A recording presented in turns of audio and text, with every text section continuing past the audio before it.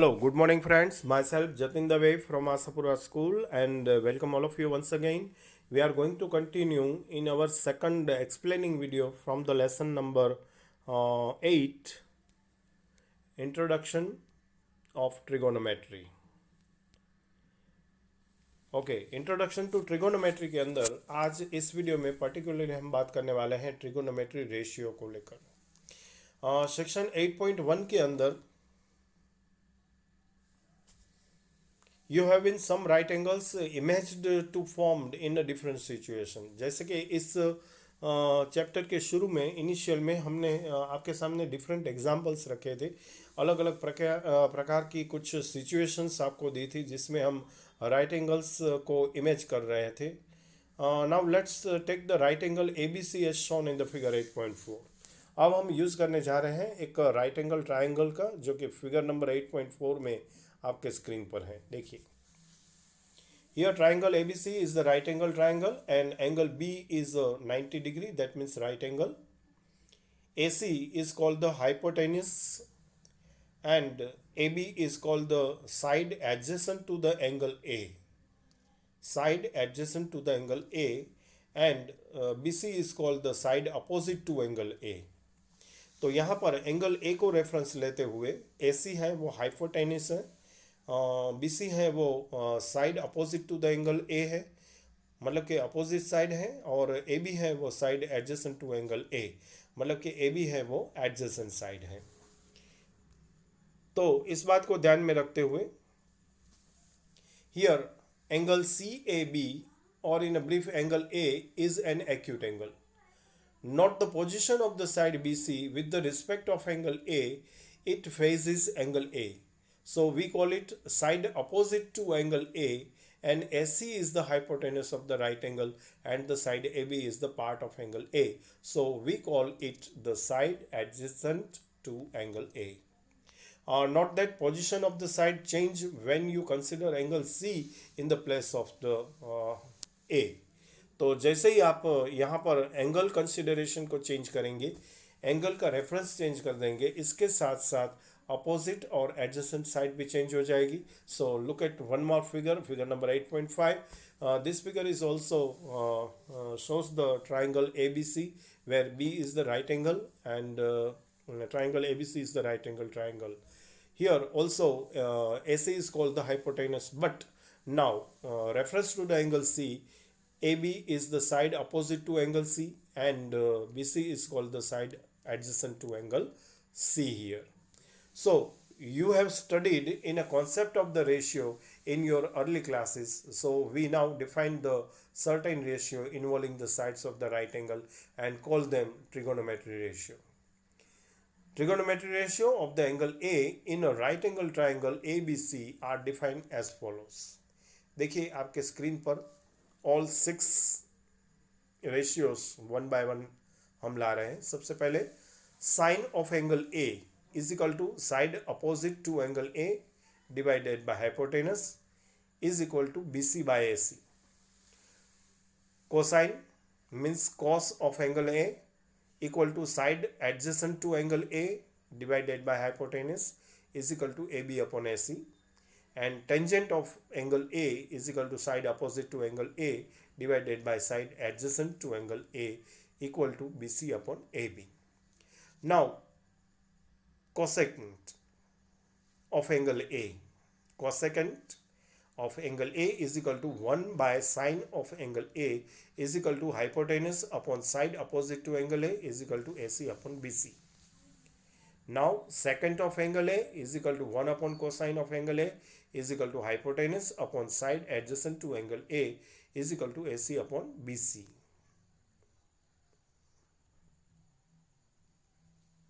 Sorry, AC upon AB here, AC upon AB. And cotangent of angle A is equal to 1 upon tangent of angle A equal to side adjacent of angle A divided by side opposite to angle A is equal to AB upon BC. फिर से एक बार आपको correction दे दे, second of A equal to cosine of angle 1 upon cosine of angle A is equal to hypotenuse upon the side adjacent to angle A, और ये value होगा AC अपॉन AB। ओके, यहाँ टेक्स्ट बुक में आपको BC दिखाई दे रहा है, लेकिन BC नहीं है एक्चुअली, यहाँ पर आपको AC अपॉन AB लेना है, तो इस बात को रिमेंबर रखिएगा। The ratio define above the abbreviate as, यहाँ पर जैसे कि हमने यूज़ किया जनरल फॉर्म को साइन ऑफ ए, तो इसे हम शॉर्ट फॉर्म में साइन ए बोलेंगे। अब के बाद कोसाइन ऑफ ए को कोस ए बोलेंगे, टेंजेंट ऑफ ए को टेन ए, और कोसेकेंट को हम बोलेंगे कोसेक, सेकेंड को बोलेंगे सेक, और कॉटजेंट को हम बोलेंगे कॉट ए रिस्पेक्टिवली। तो अब जब हम आगे इस चैप्टर में जब कभी भी रेशियोज की बात करेंगे तो हम पूरा नहीं बोलेंगे साइन ऑफ एंगल ए, इसके बदले हम सिर्फ बोलेंगे साइन ए। तो इसका आपको इस मैनर में समझना है कि हम बात करें साइन ऑफ एंगल ए की। So note that the ratio cosec A, sec A and cot A are respectively the reciprocal of the ratio sin A, cos A and tan A. दूसरी बात देखने वाली ये थी कि ट्रिगोनोमेट्री रेशियो के अंदर साइन ए यहाँ पर होगा अपोजिट साइड अपॉन हाइपोटेनस, कोस ए होगा एडजेसेंट साइड अपॉन हाइपोटेनस, और टेंजेंट होगा opposite side upon adjacent side. तो साइन का रेसिप्रोकल यहाँ पर मिलेगा कोसेक ए, जिसमें हाइपोटेनस अपॉन अपोजिट साइड हो जाएगा। कोस ए का रेसिप्रोकल मिलेगा सेक ए, जिसमें हाइपोटेनस अपॉन एडजेसेंट साइड हो जाएगा, और टेन ए का रेसिप्रोकल मिलेगा कॉट ए, तो ये बनेगा आपका opposite side upon adjacent. Okay, the reciprocal of the ratio sine A, cos A and tan A. Also observe that tan A is equal to BC upon AB. एक और बात, tan A is equal to BC upon AB, and we can also write here BC upon AC equal to, अब दोनों जो है numerator और denominator, इसको हम AC से डिवाइड करते हैं, तो यहाँ पर हमें न्यूमरेटर मिलेगा BC upon AC divided by AB upon AC। तो BC अपॉन AC यहाँ पर होगा साइन A ट्रिगोनोमेट्री रेशियो, और ए बी अपॉन ए सी होगा कोस ए। तो यहाँ पर एक और नई फॉर्मूला हमारे सामने आएगी, tan A is equal to sine A upon cos A. और जैसे कि हम जानते हैं कि कॉट है, कॉट ए है वो reciprocal of the tan A है, तो इसका उल्टा करते हुए cot A is equal to मिलेगा cos A by sine A. So the trigonometric ratio of the acute angle in a right angle express the relationship between the angle and the length of its side. तो कहने का मतलब ये है कि यहाँ पर जो हमने रेशियोज़ की बात की, ट्रिगोनोमेट्री रेशियोज़ की बात की, ये ट्रिगोनोमेट्री रेशियो जो ट्राइंगल है उस ट्राइंगल के एंगल्स और इसकी जो लेंथ ऑफ द साइड्स हैं इसके बीच में रिलेशनशिप को शो कर रहे हैं। Now why don't you try to define the trigonometry ratio for the angle C in the right angle. Yes, सही बात है। अब आपको कोशिश करनी चाहिए राइट एंगल ट्राइंगल को एंगल सी को रेफरेंस लेते हुए ये जो ट्रिगोनोमेट्री रेशियोज अभी हमने डिस्कस किए, ये और 6 के 6 ट्रिगोनोमेट्री रेशियो आपको फाइंड आउट करने की कोशिश करनी चाहिए, ये सही है। चलिए आगे बढ़ते हैं, और नेक्स्ट पेज पर आप देख रहे हैं यहाँ पर आर्यभट्ट के बारे में कुछ जानकारी, नॉलेजेबल जानकारी आपके स्क्रीन पर। The first use of the idea of sine in the way we use it today was in the work of the Aryabhattim by the Aryabhatta. In CE 500, Aryabhatta used the word ardhja for the half chord, which was shortened of jya or jiva in due course. When the Aryabhatiam was translated into Arabic, the word jiva was retained as it is, and the word jiva was translated into sinus, which means curve. When the Arabic version was translated into Latin, soon the word sinus also used as a sign and become common in the mathematical text throughout Europe. An English professor of astronomy, Edmund Gunter, first used the abbreviated notation sin, sin, sin. The origin of the terms cosine and the tangent was much later. The cosine function cosine function arose from the need to compute the sine of the complementary angle. Aryabhat called it Kautilya. The name cosinus originated with the Edmund Gunter. In c. 1674, the English mathematician Sir John Murray first used the abbreviated notation cos. तो ये यहाँ पर use होने वाले दो शब्द sign और कोस किस तरह से ये ओरिजिन हुए और किस तरह से ये चेंज होते होते आर्यभट्ट से निकलकर यूरोपियन कंट्रीज के मैथमेटिशियंस के हाथों में पहुंचे और किस तरह से ये दोनों शब्द साइन और कोस प्रचलित हुए, इसके बारे में कुछ आपको अहम जानकारी दी। यहाँ पर एक रिमार्क्स भी है, इससे भी आप ध्यान रखिएगा।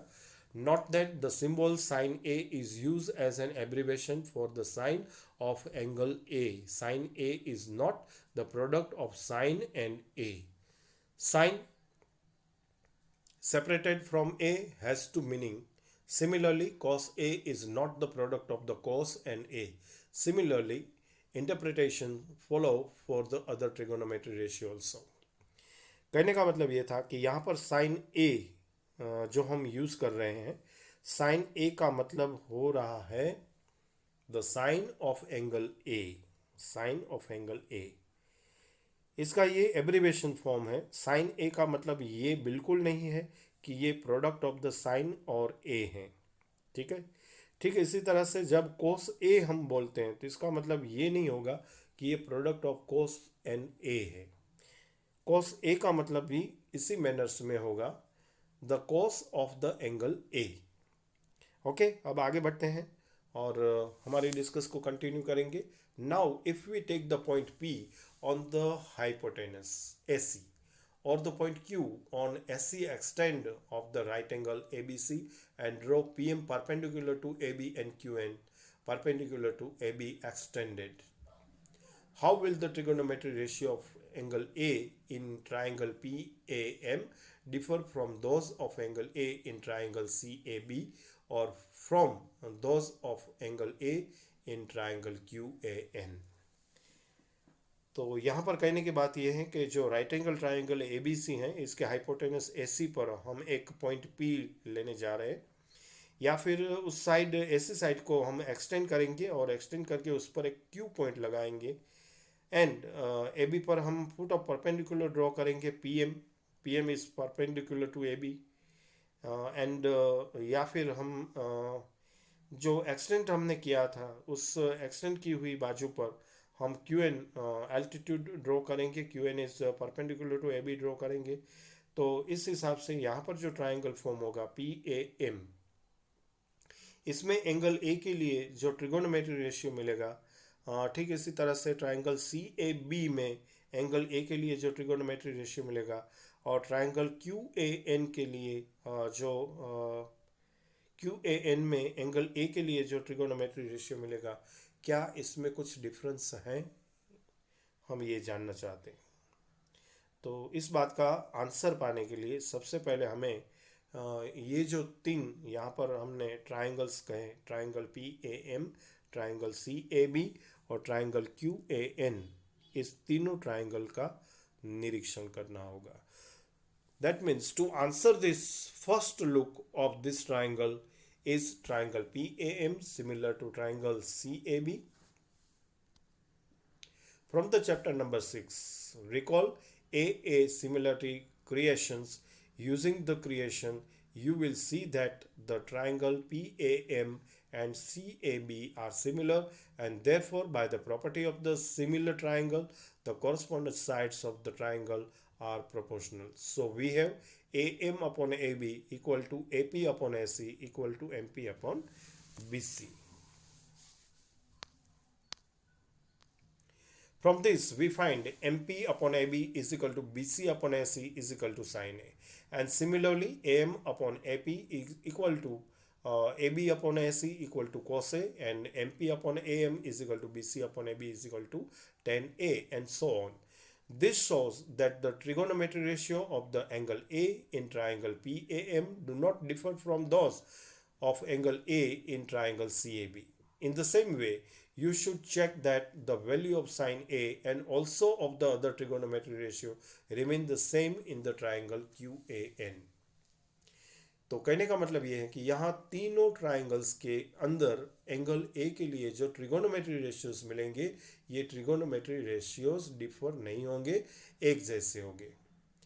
From the observation, it is now clear that the values of the trigonometry ratio of an angle do not vary with the length of the side of the triangle if the angle remain the same.